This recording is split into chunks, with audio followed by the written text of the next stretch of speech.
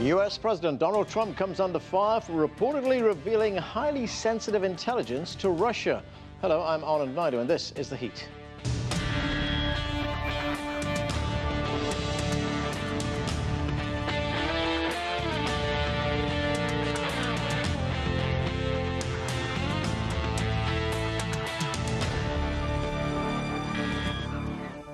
The Washington Post broke the story late Monday, citing unnamed sources, claiming President Donald Trump revealed highly classified intelligence on a new terror threat from ISIL during his meeting with the Russian Foreign Minister Sergey Lavrov last week. The White House has denied the story. In a Tuesday morning tweet, Trump said, "As president, I wanted to share with Russia at an openly scheduled White House meeting, which I have the absolute right to do, facts pertaining to terrorism and airline flight safety, humanitarian reasons, plus I want Russia to greatly step up their fight against ISIS and terrorism." Well, let's go now to CGTN's Jessica Stone. She's at the White House. And Jessica, what do we know about what was discussed in that Oval Office meeting with the Russian foreign minister? Well, what national security officials here at the White House have said was part of that conversation was a discussion on the ISIL threat to aviation. You know, we've been hearing a lot of reporting about a threat of potentially removing laptops from air travel between Europe and the United States. That appears to be the threat that they were referring to, a threat that would indicate that laptops could essentially be used to blow up aircraft, and something that the president, according to his national security advisor, felt was important for the Russians to know, because this is a threat that is not just faced by Washington and is not a Washington-specific threat, but a universal threat, and ones that the Russians, of course, have faced before, as you'll hear H.R. McMaster allude to here. The president was emphasizing, hey, we have some common interests here. We have to work together in some critical areas. And we have an area of cooperation with transnational terrorist organizations, ISIS in particular, an organization that had already taken down a Russian airliner and murdered over 200 people in October of 2015.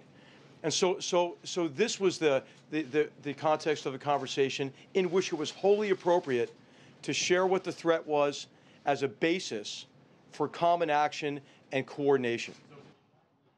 That said, Anand, what we do not know is whether or not the information that Trump provided to the Russians was classified before he provided it. Of course, the U.S. president can declassify information in the spur of a moment, but usually there's more decision-making involved in that than just a spontaneous movement. All right, and Jessica, what's been the reaction to that story?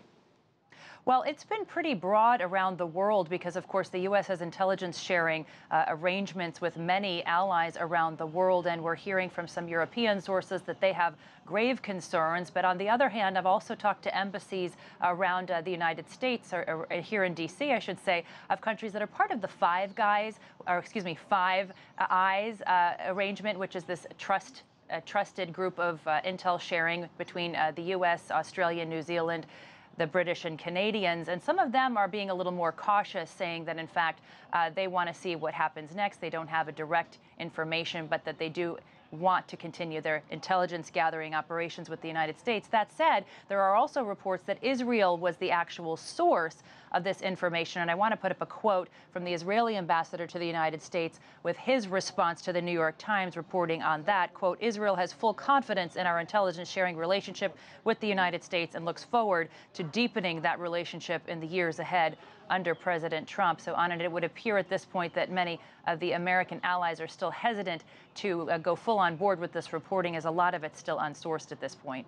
All right, and Jessica, I want to ask you about something else. This is a late-breaking story here in Washington, a New York Times story about a memo from former FBI Director James Comey, where he claims that President Trump asked him to drop the investigation of former National Security Advisor Michael Flynn. What can you tell us about that? Well, what we understand from the reporting we've seen from the Wall Street Journal and the New York Times is that they have gotten a hold of, or have been read, memos that Comey kept about his conversations with Donald Trump, including one pertaining to the investigation into Michael Flynn and his conversations with the Russian ambassador to the United States.